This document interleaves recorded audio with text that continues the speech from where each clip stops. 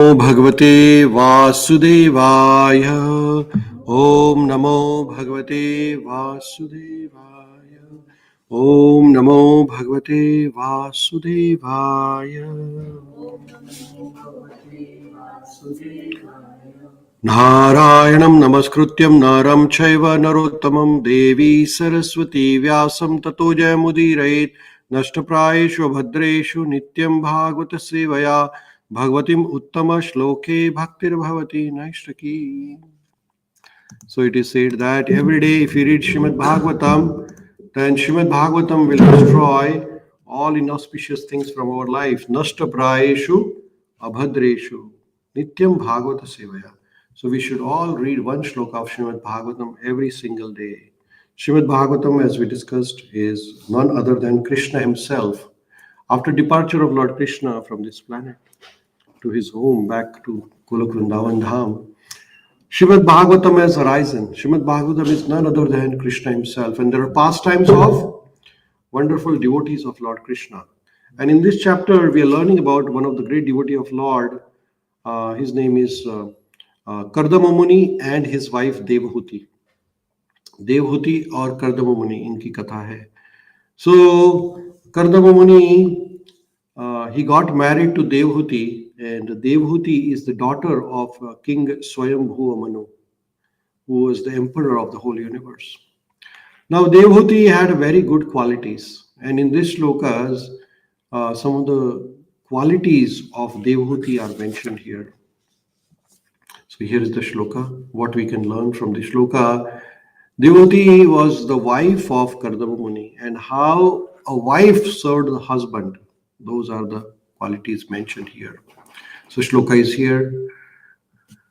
Visrujya kamam dambham cha dvesham lobham agham madam apramattodyata nityam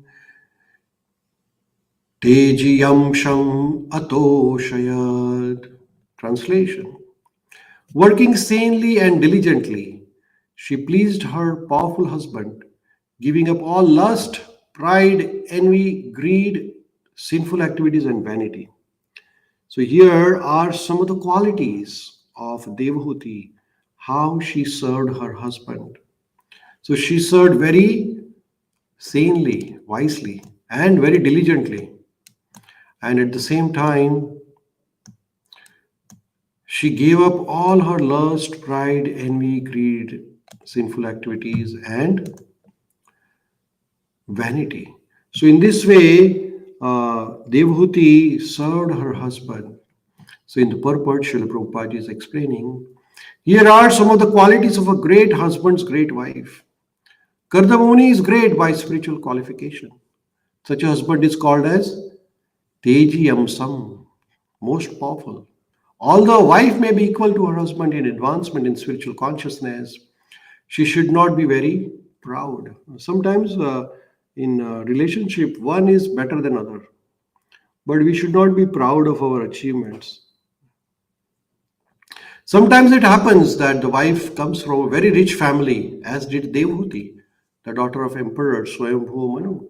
She could have been very proud of her parentage, but that is forbidden. So Devhuti was from a very royal family, and Kardama Muni was sadhu, beggar, mendicant. He didn't have much, but still they got along. You know, in the previous two shlokas, we learned about how Parvati and Shiva. Parvati is the daughter of king of Himalayas. King of Himalaya is a king. Sati is the daughter of Daksha Prajapati. But when Sati gave her life, then she got born as a Parvati. Next life. And then Parvati is the daughter of king of Himalaya. Big. And Shiva is a mendicant. Shiva doesn't have a house to stay. But still Parvati served her husband very nicely. Never got proud of her opulence. So here, one secret formula mentioned is that in the marriage life, if you really want to be successful, then one might be better than others, but one should not be proud of it. Sometimes it happens like that.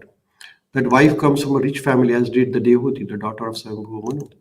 She could have been very proud of her parentage, but that is forbidden. The wife should not be proud of her parental position. She must always be submissive to husband and must give up all the vanities. As soon as the wife becomes proud of her parentage, her pride creates a great misunderstanding between husband and wife, and their nuptial life is ruined. So here is a lesson for us that in relationship we have to be very humble rather than proud. Any sort of relationship. This here is mention of husband and wife, but in friendship, in any other relationship, if you are very much proud or arrogant, then all relationships are ruined. Right? Devoti was very careful about that, and therefore they said that she gave up pride completely. Devoti was not unfaithful. The most sinful activity for a wife is to accept another husband or another lover. Nowadays, this is very common, extramarital affairs. This is a Kali Yuga. Kali Yuga, people are completely bereft of the good qualities. People are not. So here, Chanakya Pandit has described 4 kinds of enemies at home.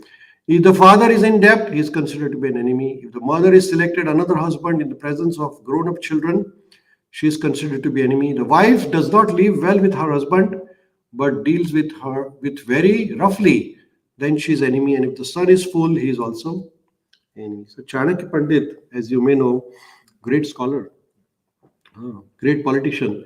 There is a sutra called Chanakya Niti Sutra. Whenever you get a chance, you must read this. Very nice, actually. Very intellectual things are mentioned here by Chanakya Pandit.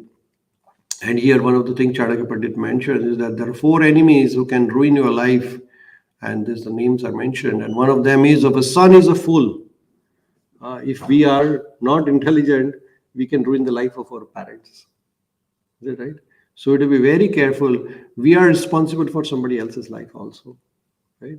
So if we do not behave responsibly, then we can spoil the life of everybody. In the family life, father, mother, wife, and children are assets. But if the wife or a mother accepts another husband in the presence of her husband or son, then according to Vedic injunction, she is considered an enemy.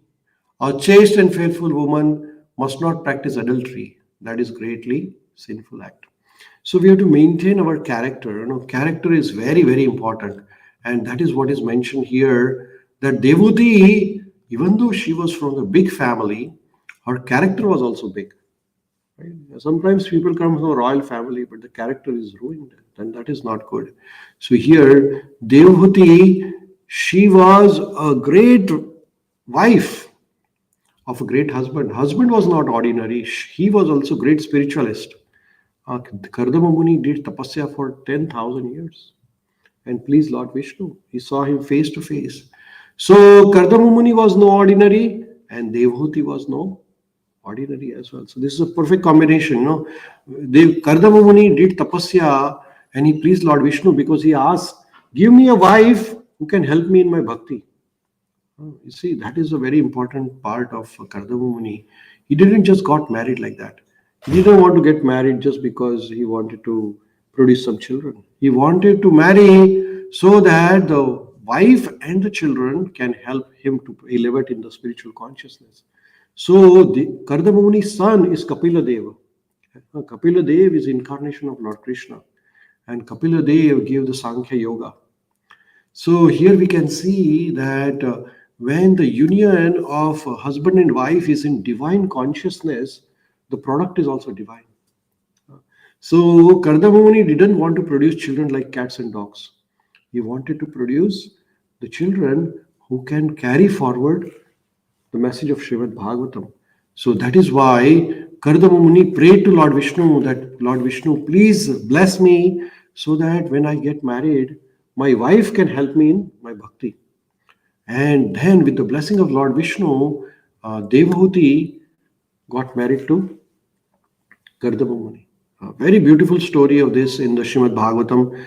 And we can learn from these characters that in the previous times, even the saintly people who wanted to have a desire to marry, they had their consciousness very clear that why are we entering into this position? No, now you are brahmachari, you are not married. There will be a time when you will have to decide to get next stage of life, which is called Grihastha Ashram. In the Grihastha Ashram also, our consciousness should be very clear. Oh, my vision for in the Grihastha Ashram is that with the help of my family, I can grow in Krishna consciousness. Actually, we help each other, like, husband and wife. Then wife helps husband, husband helps wife in to grow in Krishna consciousness. Then you can serve Krishna very nicely. And then children also join. Like, as your parents, they work together. They serve Krishna together. So you have these little qualities of serving Krishna. So that should be our objective. When we enter in this Grihastha Ashram, then our objective should be also like that. So that is what we learn from this shloka of Śrīmad-Bhāgavatam. Randraj Śrīmad-Bhāgavatam ki jai, Srila Prabhupada ki jai, Nitai Gaur